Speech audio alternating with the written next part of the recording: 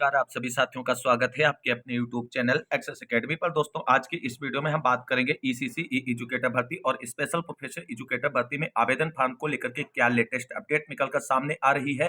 3 जिलों में जहां पर सेवा प्रदाता एजेंसी के चयन को लेकर के ऑफिशियल विज्ञप्तियां जारी की जा चुकी, वहां के बीएसए का क्या बड़ा बयान है। सेवा प्रदाता एजेंसी के चयन और आवेदन फॉर्म के प्रोसेस को लेकर के कब से शुरू होंगे आप सभी के आवेदन और कब समाप्त होगा आप सभी का इंतजार, क्या 10 नवंबर से शुरू होंगे आवेदन फॉर्म, सब कुछ क्लियर करेंगे। आप सभी लोग पैसेंस पूर्वक वीडियो में अंत तक बने रहें और प्लीज वीडियो को लाइक करें, दोस्तों में शेयर करें। जितने भाई बहन चैनल पर पहली बार विजिट करें, प्लीज चैनल को सब्सक्राइब करके बेल आइकन जरूर दबाएं आगे की लेटेस्ट अपडेट पाने के लिए। तो आइए दोस्तों, शुरू करते हैं आज का यह वीडियो और देख लेते हैं ईसीसी ई एजुकेटर भर्ती और स्पेशल प्रोफेशनल एजुकेटर भर्ती में आवेदन फॉर्म भरने को लेकर के क्या लेटेस्ट अपडेट निकलकर सामने आ रही है।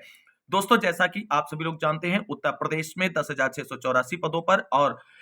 ईसीसी ई एजुकेटर भर्ती और 5,083 पदों पर स्पेशल प्रोफेशनल एजुकेटर भर्ती की नियुक्ति की जानी है और इसको लेकर के विभागीय कार्रवाई जो है वो अंडर प्रोसेस है और सभी जिलों में जो है इस भर्ती प्रक्रिया को संपादित कराने को लेकर के प्रोसेस जो है वो कैरी फॉरवर्ड किया जा रहा है जिला बेसिक शिक्षा अधिकारियों की तरफ से। अभी तक अगर ऑफिशियली और पब्लिक मोड की बात करें तो सिर्फ 4 जिलों में सेवा प्रदाता एजेंसी के चयन को लेकर के ऑफिशियल विज्ञप्तियां जारी हुई थी और जो सेवा प्रदाता एजेंसी के चयन की अंतिम तिथि थी वो भी बीत चुकी है। अब वहां पर क्या स्थिति है सेवा प्रदाता एजेंसी के चयन को लेकर के, वहां के बीएसए से बात करने पर क्या अपडेट निकलकर सामने आई है आवेदन फॉर्म और सेवा प्रदाता एजेंसी के चयन पर, वो बहुत ही महत्वपूर्ण हो जाती है क्योंकि उस पर ही डिपेंड है आप सभी का आवेदन फॉर्म का प्रोसेस। क्योंकि आप सभी लोग जानते हैं जितनी भी थर्ड पार्टी आउटसोर्सिंग संविदा भर्तियां होती हैं सब में सेवा प्रदाता एजेंसी के द्वारा ही प्रोसेस कंप्लीट कराया जाता है और जब तक ईसीसी ई एजुकेटर भर्ती और स्पेशल प्रोफेशनल एजुकेटर भर्ती के लिए सेवा प्रदाता एजेंसी का चयन अंतिम रूप से नहीं हो जाएगा तब तक यहां पर आप सभी के आवेदन फॉर्म शुरू नहीं होंगे। तो अब यहां पर सबसे पहले डिस्कस कर लेते हैं क्या 10 नवंबर यानी कल से आवेदन फॉर्म शुरू होंगे ईसीसी ई एजुकेटर भर्ती में। तो दोस्तों, आप सभी को हमने बहुत पहले बता दिया था कि कुछ लोगों के द्वारा आप सभी लोगों को केवल भ्रामक और फर्जी खबरें दी जा रही हैं कि 2 तारीख से आवेदन फॉर्म शुरू होंगे, 5 तारीख से शुरू होंगे, फिर 8 तारीख से, फिर 10 तारीख से, 35 जिलों में शुरू होंगे, 44 जिलों में शुरू होंगे, फिर 75 जिलों में शुरू होंगे, ऐसी बातें बताई जाएंगी। लेकिन दोस्तों, जितनी भी आउटसोर्सिंग भर्तियां होती हैं सबका एक अपना प्रोसेस होता है और वो प्रोसेस जब तक कंप्लीट नहीं होगा तब तक आपके आवेदन फॉर्म की प्रक्रिया आगे नहीं बढ़ेगी। और वो प्रोसेस होता है जिला स्तर पर चयन समिति का गठन, चयन समिति के गठन के बाद जिला अधिकारी महोदय के द्वारा सेवा प्रदाता एजेंसी के चयन के आदेश को जो है जारी करने की अनुमति प्रदान करना जिला बेसिक शिक्षा अधिकारी को और उसके बाद जिला बेसिक शिक्षा अधिकारी की तरफ से सेवा प्रदाता एजेंसी के चयन को लेकर के ऑफिशियल विज्ञप्ति जारी करते हुए जेम पोर्टल पर जो है बिड को अपलोड करना और बिड अपलोड करने के बाद उस बिड में पार्टिसिपेट करने के लिए एजेंसियों को 10 से 15 दिन का समय देना और उसके बाद जब एजेंसियां उस बिड पर अपनी अपनी बिड अपलोड कर देंगी कि हम इस भर्ती को संपादित कराना चाहते हैं और कई सारी भर्ती जो है एजेंसियां बिड अपनी अपलोड करेंगी और उस बिड में अपलोड होने के बाद जो है चयन समिति जो जिले स्तर पर गठित होगी उसकी तरफ से फाइनल रूप से एक जो है सेवा प्रदाता एजेंसी का अंतिम रूप से चयन किया जाएगा और वही सेवा प्रदाता एजेंसी अपने जिले में आवेदन फॉर्म भरा करके भर्ती प्रक्रिया पूरी कराएगी इन दोनों भर्तियों की। तो अभी तक किसी जिले में कंप्लीटली सेवा प्रदाता एजेंसी के चयन को लेकर के कोई बड़ी कार्रवाई देखने को नहीं मिली है, यानी एक तरीके से कहा जाए तो किसी भी जिले में अभी तक अंतिम रूप से सेवा प्रदाता एजेंसी का चयन नहीं किया गया है कि फाइनली आप इस भर्ती प्रक्रिया को पूरा कराने के लिए डिसाइड कर दिए गए हैं और अब आप आवेदन प्रक्रिया सेवा योजना पोर्टल पर शुरू कर दें। ऐसा क्यों कह रहे हैं इसका प्रूफ भी अभी आप सभी के साथ यहां पर हम डिस्कस करेंगे।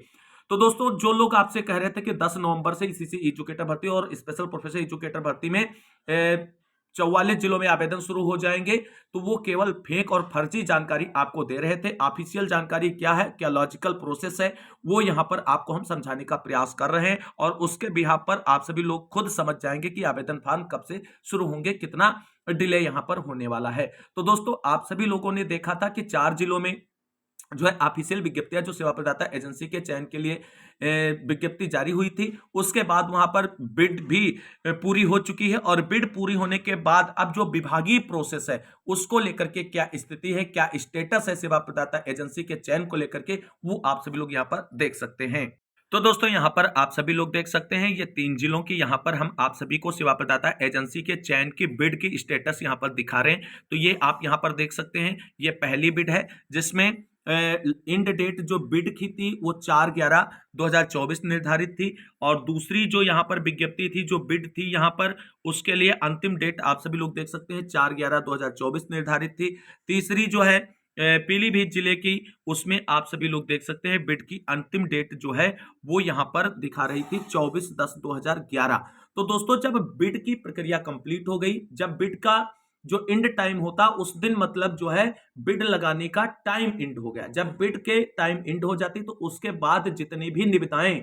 आती हैं उन सभी निविदाओं को खोला जाता है चयन समिति के द्वारा, और उसमें से जो योग्य एजेंसी होती है उसका चयन किया जाता है। और यहां पर दोस्तों आप सभी को बता दें, इस बिड को अंतिम रूप से फाइनल करने के बाद सेवा प्रदाता एजेंसी का चयन होने को लेकर के जो यहां पर मेन चीजें होती हैं वो होता है यहां पर स्टेटस। यहां पर आप सभी लोग देख सकते हैं कि यहां पर भी स्टेटस दिखाया गया है कि नॉट इवैल्यूटेड। और दूसरी जो बिड है वहां पर भी आप सभी लोग ये देख सकते हैं, इस तरीके से यहां भी जो है नहीं दिखाया गया है स्टेटस। और यहां पर स्टेटस जो है वो टेक्निकली इवैल्यूटेड हो चुका है। और इसके बाद जो अभी यहां पर देख सकते हैं पीलीभीत जिले की जो विज्ञप्ति है वहां पर भी अभी सेवा प्रदाता एजेंसी के चयन को लेकर के बिड को जो है इवैल्यूटेड नहीं किया गया है। यानी जो निविदाएं मिली थी उन निविदाओं में अंतिम रूप से सेवा प्रदाता एजेंसी को चयन को लेकर के डिसाइड कर लिया गया है, लेकिन उससे संबंधित जो डॉक्यूमेंटेशन की प्रक्रिया होती है उसका मूल्यांकन किया जाता है। और मूल्यांकन 3 स्तरों पर होता है, और 3 स्तरों के मूल्यांकन के बाद सेवा प्रदाता एजेंसी को जिम्मेदारी दे दी जाती है कि अब आप जो है विज्ञापन जो है अखबारों में निकाल दीजिए विज्ञप्ति, और आवेदन की प्रक्रिया शुरू कर दीजिए इन पदों को भरने के लिए। किस स्टेज पर होता है इनका मूल्यांकन, उन्हें भी आप सभी लोग यहां पर देख सकते हैं। तो दोस्तों आप सभी को बता दें, जो जेम पोर्टल पर सेवा प्रदाता एजेंसी के चयन को लेकर के बिड अपलोड की गई थी, वो वहां पर बिड अप जो है उसका टाइम समाप्त हो चुका है। अब अंतिम रूप से चयन करने के लिए 3 स्तर पर उनका मूल्यांकन किया जाता है। पहला होता है टेक्निकल इवैल्यूएशन, यानी टेक्निकली यानी मूल्यांकन किया जाता है, तकनीकी मूल्यांकन होता है। उसके बाद जो बिड फाइनल रूप से चयनित होती है उसका फाइनेंशियल मूल्यांकन किया जाता है। और उसके बाद जो है जो अंतिम रूप से चयनित बिड होती है उसको आरए अवार्डेड कर दिया जाता है। और उसके बाद ये जो एजेंसी आरए अवार्डेड हो जाती है उसकी तरफ से जो है एक ऑफिशियल विज्ञप्ति समाचार पत्रों में प्रकाशित कर दी जाती है और सेवा योजन पोर्टल पर आवेदन की प्रक्रिया शुरू कर दी जाती है। तो अभी दोस्तों जो 4 जिले हैं जहां पर 3 आपके सामने हमने जो है बिड के स्टेटस को डिस्कस किया है। चौथी जो है संत कबीर नगर जिले से है, उसका जो है डिटेल हमारे पास उपलब्ध नहीं। किसी बहन या भाई के पास अगर कोई जानकारी है वहां की विज्ञप्ति को लेकर के तो वो हमें शेयर कर सकता है कमेंट बॉक्स में उसका नंबर। तो यहाँ पे एक जिले में मात्र अभी तकनीकी मूल्यांकन हो सका है, बाकी अभी फाइनेंशियल मूल्यांकन बाकी है। और